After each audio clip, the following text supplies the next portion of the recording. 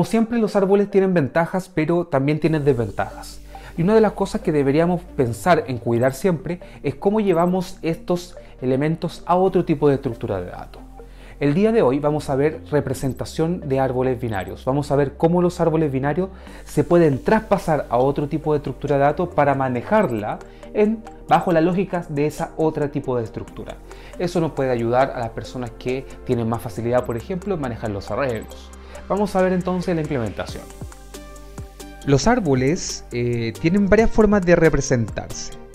En general podemos encontrar de que las más comunes son punteros, tres vectores, vectores de valores o un vector de struct.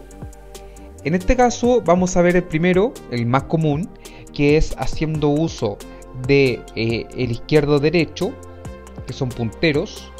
Vamos a ir viendo de que se va formando esta relación que da la figura o el símil de como que esto fuese un árbol binario. Y básicamente el struct tiene una referencia al mismo tipo de dato y va haciendo que los punteros armen entonces esta figura.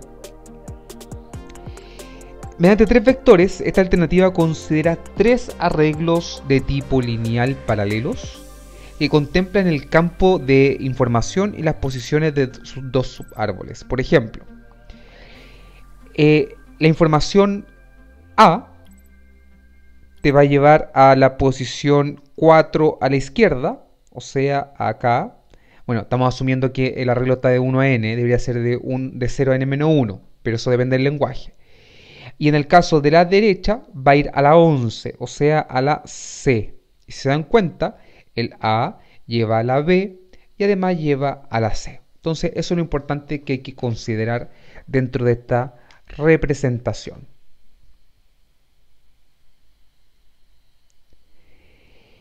Mediante el vector de valores, vamos viendo qué sucede con el vector de valores.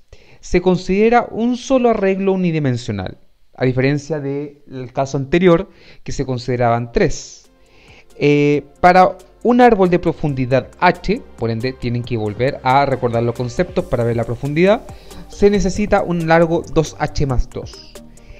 La raíz se guarda en árbol sub 1 y si un nodo n está en árbol sub i, entonces su hijo izquierdo va a 2 por i y el derecho va a 2 por i más 1. Veamos el ejemplo. A. Por ende el 0 no va. Aquí el 0 no existe, por si acaso. Por ende debería haber un null o mantenerse vacío. Entonces, el A, el izquierdo es 2 por I. 2 por 1 es 2, porque el I vale 1. Entonces ese es su izquierdo, o sea, el B. Y ahí lo tenemos. Y el hijo de derecho es 2 por I más 1, o sea, 2 por 1 más 1. 2 por 1, 2 más 1 es 3, o sea, el derecho es el C, y ahí aparece el C. Y así sucesivamente. ¿No van a ir quedando elementos vacíos entre medio? Sí, porque recuerden que los árboles, por lo general, no son ni completos, ni equilibrados, muy poco común encontrarnos con ese tipo de árboles, a menos que sea un ABL.